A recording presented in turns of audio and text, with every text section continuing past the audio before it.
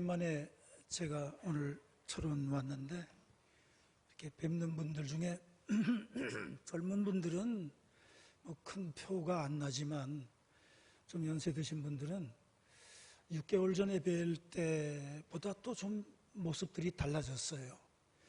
그러면서 제가 무슨 생각을 했냐면 나도 다르게 보이겠지 하고 생각을 했습니다.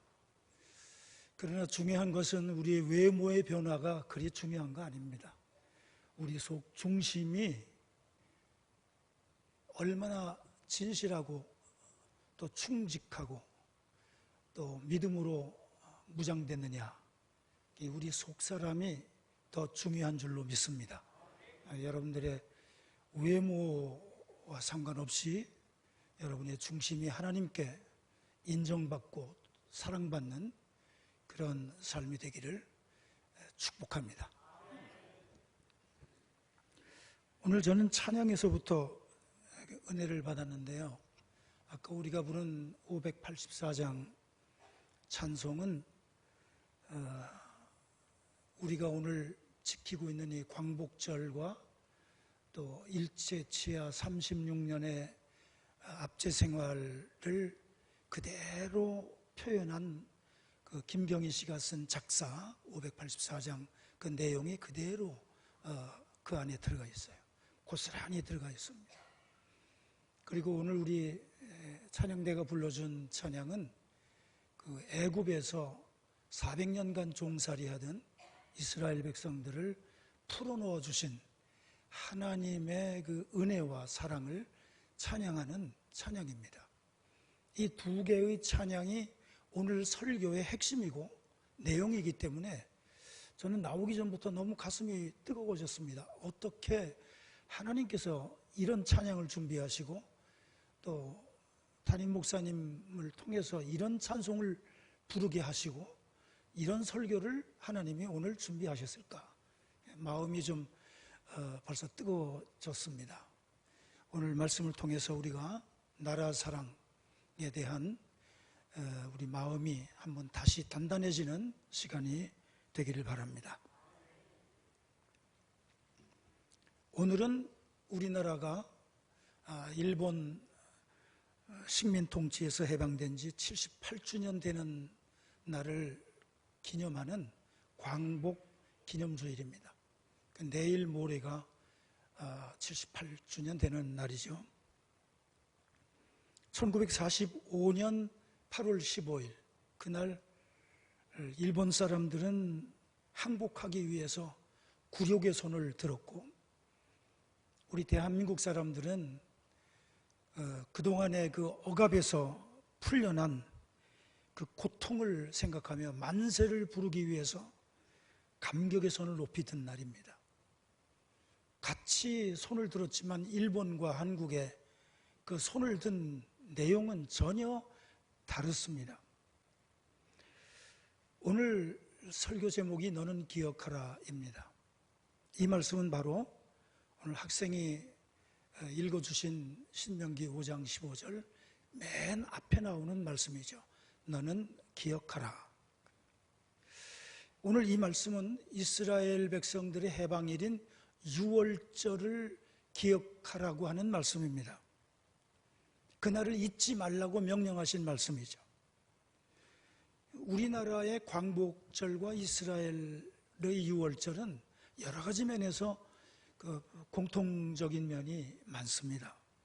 우리는 일본의 압제에서 해방이 되었고 또 이스라엘 백성들은 애굽의 압박에서 해방되었습니다.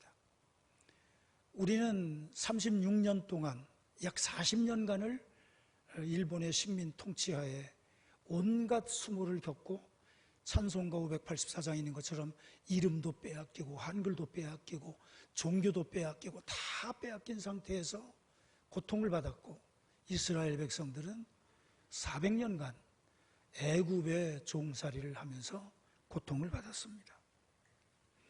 기간이나 상황은 서로 다르지만 중요한 공통점이 하나 있는데 그것은 바로 우리 한번 따라합니다. 하나님께서 해방해 주셨다. 하나님께서 풀어주셨다. 이게 바로 공통점입니다. 이스라엘 백성들을 풀어주신 분도 하나님이시고, 우리 한국인들을 일본에 압제해서 풀어놓아 주신 분도 바로 하나님이십니다. 요즘도 일본과의 관계가 대북 관계만큼이나 잘 풀리질 않고 있어요.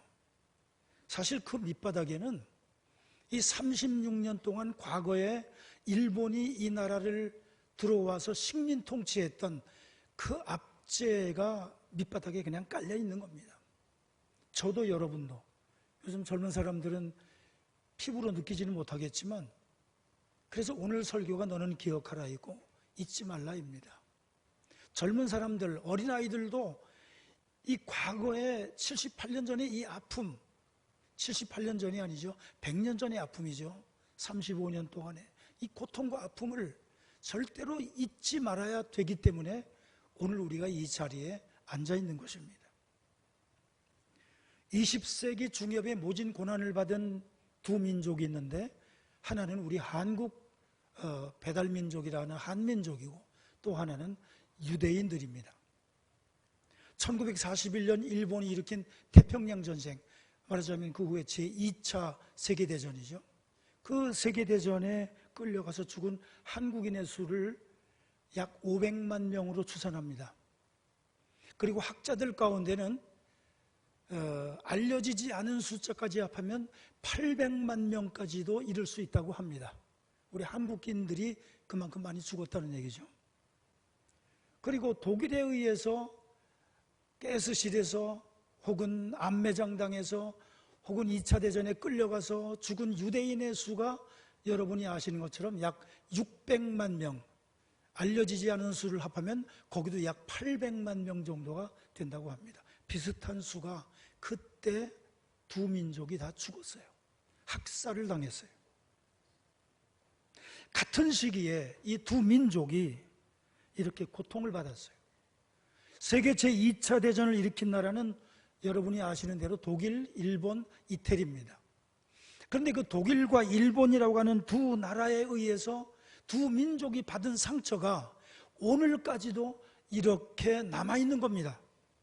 그런데 보세요. 당시 가해자 중 하나였던 독일, 어떻습니까? 빌리 브란트 총리가 1970년에 바르샤바 학살 현장에 가서 무릎을 꿇고 사죄했어요. 우리가 잘못했다. 유대인들 죽인 거 진심으로 사죄한다.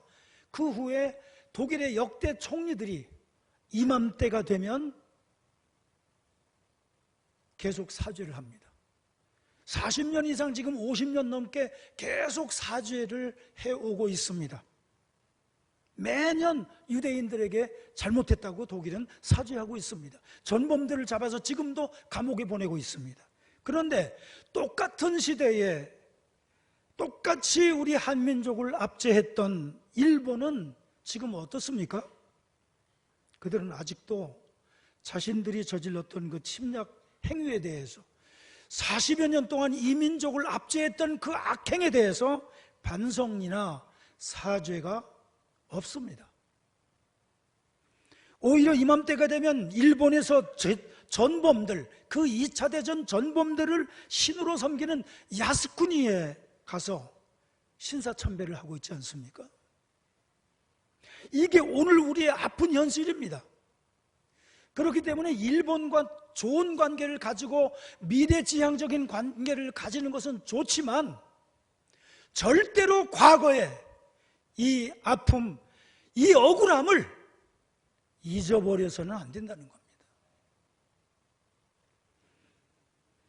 그래서 저는 오늘 설교 제목을 기억하라, 너는 기억하라는 신명기 5장 15절 맨 앞에 있는 말씀을 따서 설교 제목으로 잡았습니다. 첫째로, 광복절은 역사적이고 신앙적인 해방절입니다. 광복절에 대한 그 사전에 나온 설명을 보면 이렇게 되어 있어요. 1945년 8월 15일 우리나라가 일본의 식민 통치에서 광복된 것을 기념하고 3년 후인 1948년 8월 15일 대한민국 정부가 수립된 것을 경축하는 날이다. 이게 광복절에 대한 사전에서 설명하는 정의예요. 하지만 우리는 이와 같은 광복절의 역사적 의미만 보면 안 됩니다. 제가 서론에서 말씀드린 것처럼 대한민국의 국권 회복과 동시에 우리의 신앙이 해방되었다는 사실을 보는 안목까지 가져야 됩니다. 특별히 우리 그리스도인들은 그렇습니다. 광복절은 역사적으로 볼 때는 일본의 압제에서 해방된 날이지만 기독교적인 관점에서 그리스도인들의 눈으로 볼 때는 일본의 우상 숭배로부터 해방받은 날이기 때문입니다. 우리 한국인들은 당시에 국권을 빼앗기고 온 국민이 순환을 받았어요. 이름도 빼앗기고 글도 빼앗기고. 그러나 동시에 잊지 말아야 될 것은 우리가 믿던 하나님, 기독교 신앙을 다 빼앗기고 신앙적인 고초까지 겪었다는 것을 알아야 됩니다. 아시는 분은 아시겠지만 일본이 우리 한국 기독교를 핍박한 사상적 근거가 있는데 그것은 신도라고 하는 사상입니다. 이 신도라고 하는 사상은 일본의 토착 미신 종교에서부터 유래된 우상 숭배 사상인데 일본이 섬기는 우상의 수를 어떤 학자는 약 800만 개라고 말하는데 어떤 사람은 그보다 더 많다고 합니다. 세상에 우상이 많아도 유분수지 800만 개의 우상을 섬기는 사람들이 저 사람들이에요. 심지어는 자기의 천왕이라고 그러죠. 국왕인 천왕을 태양신의 직계라고 그래서 현인신, 사람이 되어 이 땅에 내려온 신이다, 그렇게 숭배합니다. 어디서 많이 들어본 것 같죠? 사실 현인신은 예수 그리스도밖에 없는데 그들은 천왕을 그렇게 부릅니다. 이렇게 보는 것마다 만지는 것마다 다 신으로 섬기고 우상으로 섬기는 그 일본, 이런 자연 숭배 사상이 결국은 나중에 점차 조상 숭배 사상으로 확대되어 가면서 지금도요, 일본에 가면 집집마다 가미 우상을 섬기는 조그만 신사를 집안의 한 구석에 이렇게 모시고 살고, 또 대부분의 집들의 이 뭐라고 그럽니까? 대들보 있는 그 벽 위에 거기다가 가미 우상을 섬기는 신사를 만들어 놓고 지금도 살고 있어요. 한국 교회와 한국의 기독교 학교, 한국의 그리스도인들은 당연히 이 신사 참배에 대한 거부 반응을 가지고 있었습니다. 그런데 일본이 이 나라를 통치하면서 36년 동안 이 신사 참배를 강요했던 거예요. 여기 나이 드신 분들은 다 기억하시겠지만 학교 갈 때 올 때 들려서 신사에다가 절하라고 참배하라고 그랬어요. 기독교인들 중에도 일부는 거기다 절하는 사람이 있어서 신사 참배하는 사람은 기독교에서 몰아내는 그런 운동도 있었지 않습니까? 이걸 강요했던 거예요. 그러니까 한국의 그리스도인들이 여기에 항거할 수밖에 없었죠. 신사참배는 제2계명을 어기고 우상을 숭배하는 잘못된 행위였기 때문에 기독교인이라면 누구나 항거할 수밖에 없었어요. 기독교 지도자들은 순교를 각오하고 항거했고 그리스도인들도 수많은 사람이 붙잡혀 들어갔어요. 결국 끝까지 이 신사참배를 반대했던 기독교 학교들 다 문 닫고 폐교하고 끝까지 항쟁했던 기독교 지도자들 전부 다 추방하거나 옥에다 가두었습니다. 드디어 1945년 8월 1일 해방되던 그해 8월 1일이에요.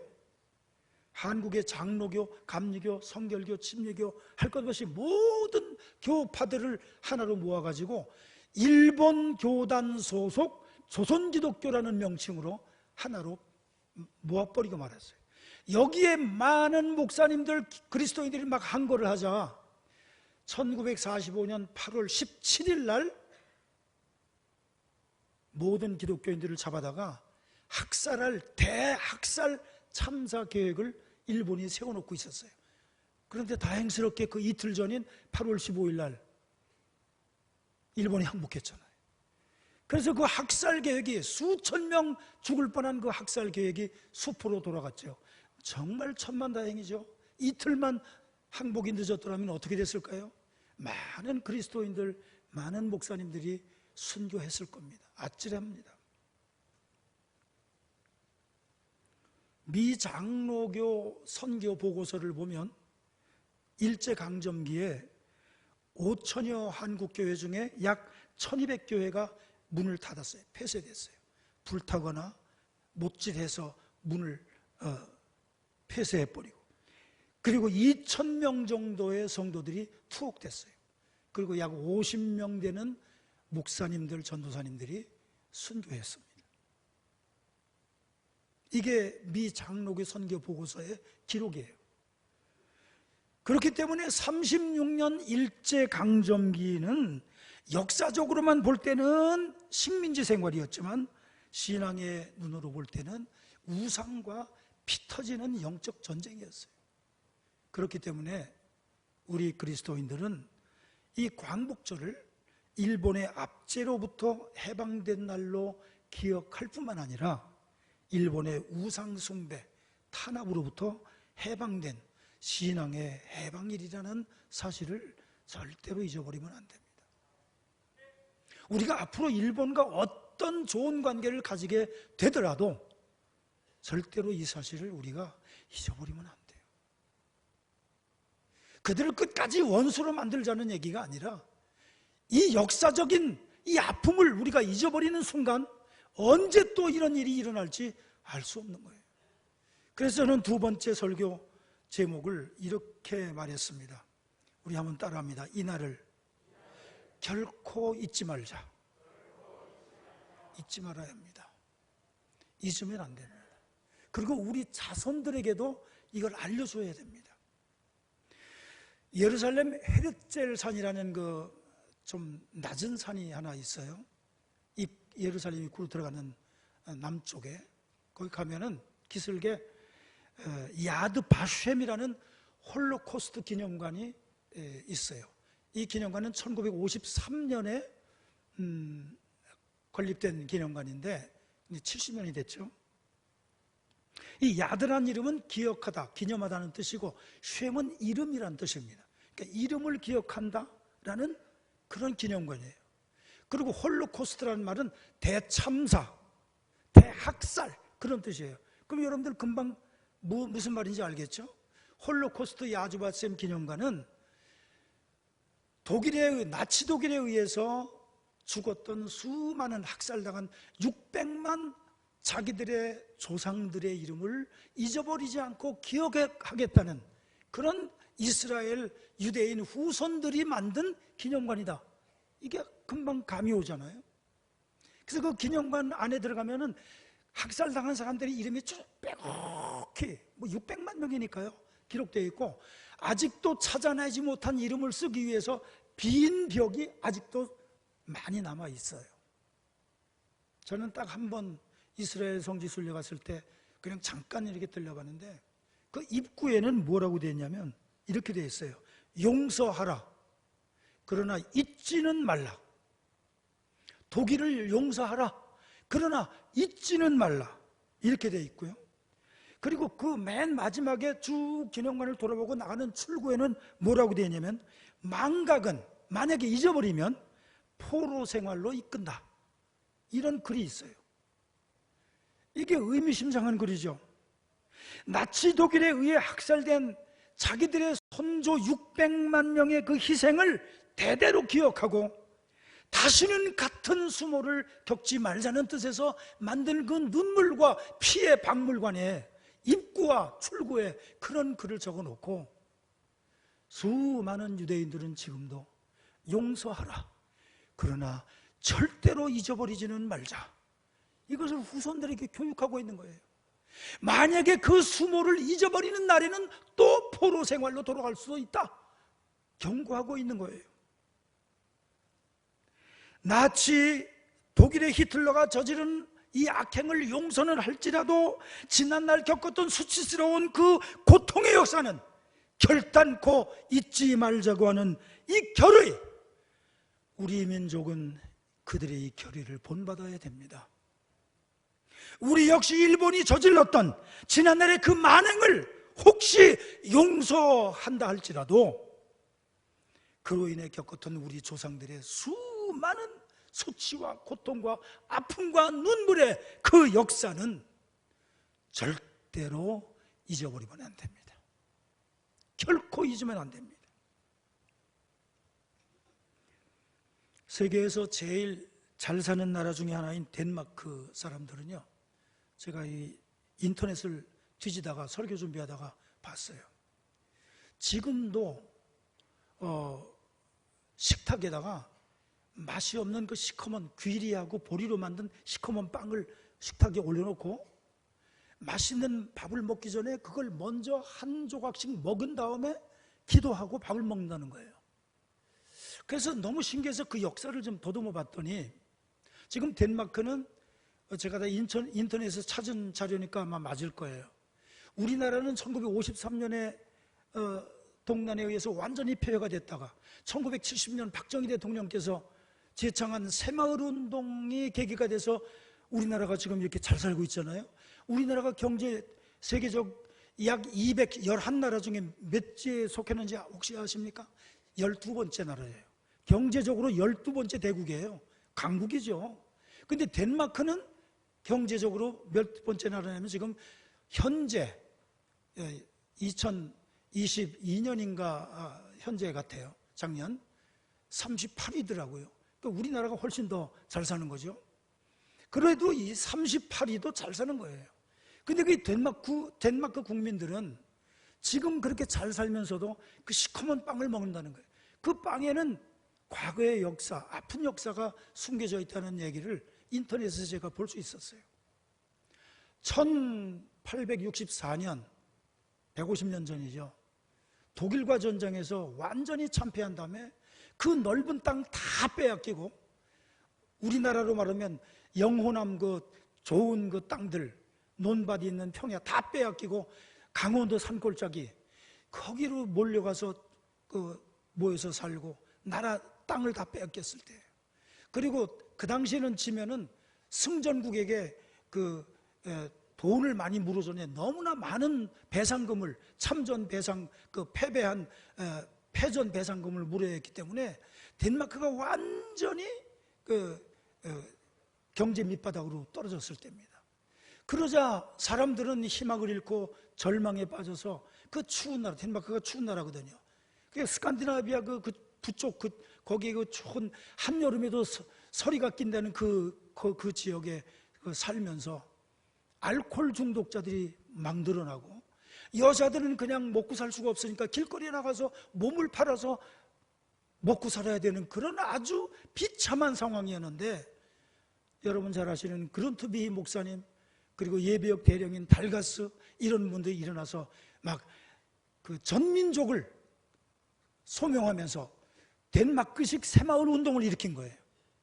나라 사랑, 하나님 사랑, 인간 사랑 하면서 그 추운 땅에다가 계속 나무를 심고, 대학에서 공부한 학생들을 계속 산으로 들러 보내서 거기다가 씨앗을 심게 하고, 그래서 약 50년 후, 반세기 후에 덴마크가 일어나기 시작해서 지금 경제적으로 대국이 됐잖아요. 그런데 지금 이렇게 잘 사는 나라가, 제가 말씀드리려고 하는 그 이유는, 잘 사는 나라가 왜 지금도 그 시커먼 빵, 맛이 없는 빵을 식탁에 올려놓고 그걸 제일 먼저 먹은 다음에 밥을 먹느냐? 지금부터 150년 전에 그때 그 비참했던, 자기 나라의 비참했던 그 고통, 그거를 자손들에게 절대로 잊어버리지 않기 위해서 지금부터 그때 밀가루 빵도 없어서 보리와 귀리를 갈아서 만들었던 그 시커먼 딱딱한 빵, 맛이 없는 그 빵, 그거를 지금도 한 조각씩 먹고 밥을 먹는다는 거예요. 우리 한국 사람들도 이런 역사 교육을 배워야 됩니다. 우리가 지금 잘 살게 됐지만, 잘 산다고 해서 과거의 이 아픈 쓰라린 역사적인 고통을 잊어버리고 산다면 언제 또 그런 불황에 광풍이 몰아칠지 알 수 없어요. 우리나라가 무슨 자원이, 지하 자원이 많습니까? 땅덩어리가 큽니까? 그래서 우리는 열심히 정말 머리를 써서 히브리인들처럼 열심히 노력해서 경제 10위 위권의 강국이 됐잖아요. 그러나 이거 하루아침에 무너질 수 있어요. IMF 보셨지 않습니까? 이번에 코로나 시대 얼마나 경제가 위험해졌었습니까? 모르는 겁니다. 이제 말씀을 마치려고 합니다.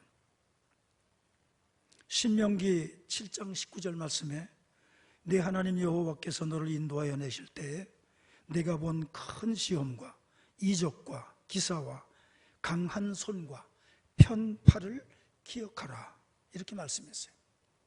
그리고 오늘 말씀에도 너는 기억하라 하고 하시는 말씀이 내가 애굽 땅에서 종이 되었더니 네 하나님 여호와가 강한 손과 편팔로 거기서 너를 인도하여 냈다, 이렇게 말씀하고 있어요.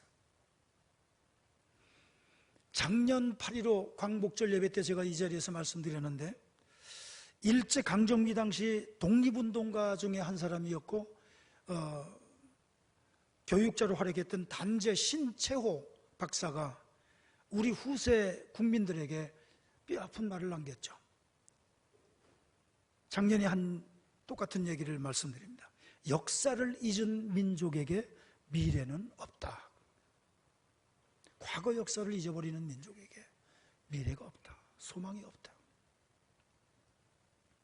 여러분, 우리 모두 일제 36년 이 고통스러운 식민 통치, 한국 사람이라면 결코 잊어버리면 안 됩니다. 아픈 역사를 망각하면 언젠가 똑같은 아픔이 되풀이될 수도 있습니다. 또한 오늘날의 한국 국내외 상황과 북한과의 관계가 별로 여의치 못하지만 그럼에도 불구하고 우리는 통일에 대한 꿈도 버리지 말아야 합니다. 그래서 우리 철원교회가 지난날의 아픈 역사를 발판 삼아서 통일의 그날을 향해 복음의 깃발을 높이 드는 통일 한국의 선구자 교회가 되어야 합니다. 다행히 우리 철원교회는 이북과 가까이 있으니 이 일을, 역할을 감당할 수 있는 그런 좋은 지리적인 조건에 있습니다. 통일에 대한 꿈도 버리지 말고 과거 일제 통치의 그 아픈 역사도 잊어버리지 말고 우리 모두 통일 한국을 위해서 매진하는 우리 교회와 저와 여러분이 되시기를 바랍니다. 기도하겠습니다.